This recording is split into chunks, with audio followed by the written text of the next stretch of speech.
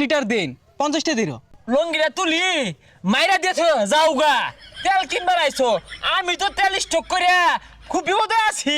এই বেচারি সেটা কইতে আইছে মুয়ের বাসা এরম কে রমজান মাস। ও তুমি 50টা লিটার তেল নিবার চাইবা আর আমি কইলেই দোষ তো হাতো দরকার নাই বাঁচতাম না। সিন্ডিকেট করছি মারা খাইছি না আমার হিসাব আমি দেই গা।